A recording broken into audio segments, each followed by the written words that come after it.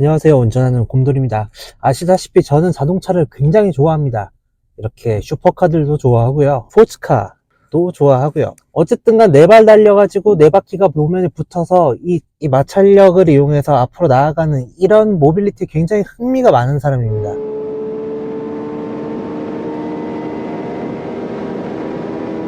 물론 이런 제가 싫어하는 예외도 있지만, 하지만 최근에 모빌리티 세계가 돌아가는 걸 보면 굉장히 저에게 있어서는 슬프고 안타깝습니다. 그 이유는 바로 앞선 드론 영상에서 보셨다시피 제가 오늘 무슨 얘기를 하고자 하는지 아실 겁니다.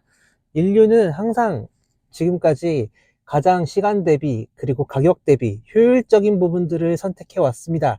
자동차라는 문명도 역시 예외가 될 순 없죠.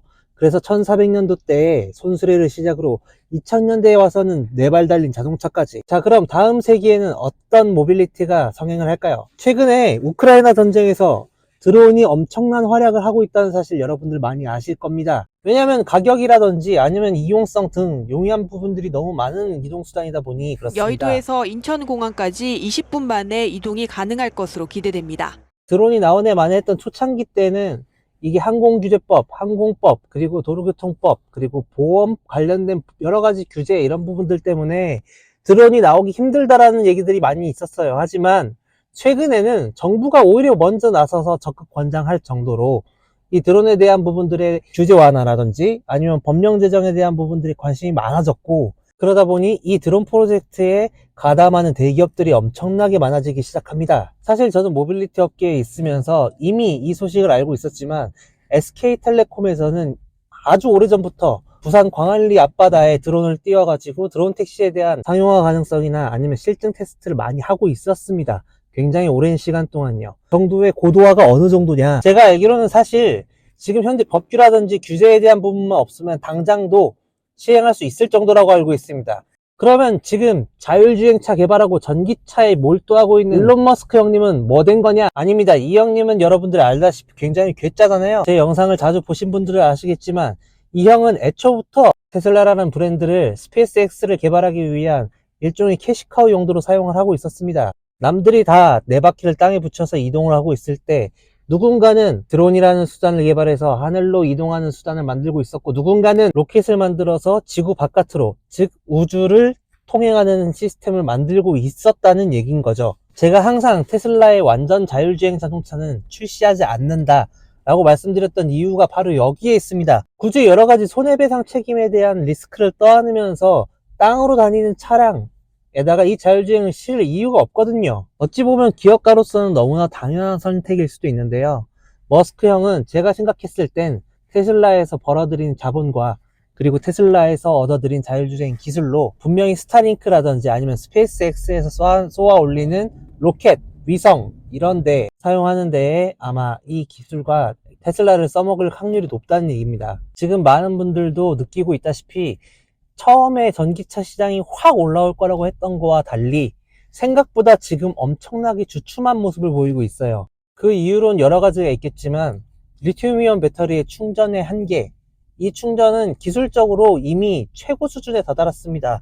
더 이상 빨라지기가 쉽지 않아요. 두 번째로는 이 배터리의 가격이 엄청나게 높다는 거죠. 그리고 세 번째로는 충전의 시간, 이 시간이 엄청나게 오래 걸리는 거죠. 그러니까 전반적으로 봤을 때 차량을 사게 되면 금액 대비에 가성비를 느낄 수 있느냐? 그렇지가 않다라는 거예요. 그래서 전기차 시장이 생각보다 떠오르지 못하고 있는데, 여러분들 잘 생각해 보시면 전기차가 세계에서 주류로 이렇게 급부상하기 시작하던 때가 바로 테슬라에서 전기차가 나오기 시작하면서부터였습니다, 사실. 근데 여러분 이걸 아셔야 되는 게 있어요. 전기차의 기술 자체는 현대나 기아 자동차가 훌륭합니다. 훨씬 더 테슬라보다요. 그러나 자율주행 시스템에 대한 부분은 전 세계적으로 테슬라를 따라올 만한 모델이 없어요. 그런데 처음에 전기차 붐이 일어나면서 테슬라 때문에 전기차와 자율주행 기술이 같은 선상에서 발전을 할 것이다 라고 생각하시는 분들이 꽤 많은 것 같아요. 하지만 전기차와 자율주행 기술에 대한 부분들은 성장 방향이 다릅니다. 자율주행 시스템은 발전을 할 수 있을지언정 전기차의 기술은 그 앞으로 발전되기 쉽지가 않다라는 거예요. 자, 그러면 스페이스X처럼 로켓 쏘아 올리고 이런 항공 우주 쪽으로 관심이 있지 않은 그런 모빌리티사들이 왜 자율주행에 대한 기술을 개발하는 곳들이 다른 곳들이 있을까요? 답은 간단합니다. 어떤 차량에다가도 집어넣을 수 있기 때문이에요. 우리가 지금은 자율주행 기술이라고 하면 테슬라라는 거에 대한 너무 인식이 강하기 때문이지만, 사실 자율주행 기술은 가솔린 차량에 집어넣어도 되고요. 그리고 디젤 차량에 집어넣어도 되고, LPG 차량에다가 집어넣어도 됩니다. 그리고 마찬가지로 드론에다가 집어넣어도 되죠. 자, 그렇다면 모빌리티 시장이 앞으로 어떻게 변화할지에 대해서 예상을 좀 해보자면, 전기차에 대한 수요는 사실 많이 줄어들 거라고 생각을 해요.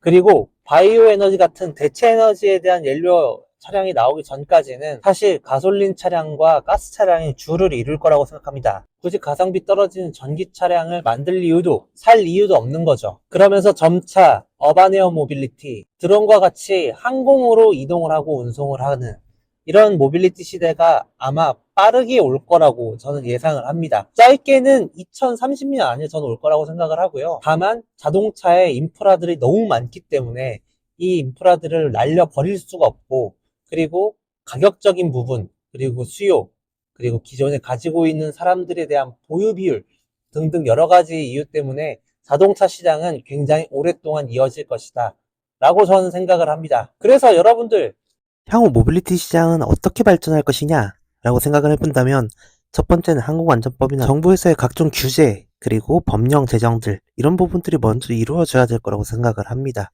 그리고 두 번째로는 생산 라인의 구축을 통해서 대량 생산을, 그리고 그로 인해서 많은 비용 절감을 할 수 있는 그런 공장 라인을 만들어야 될 것입니다.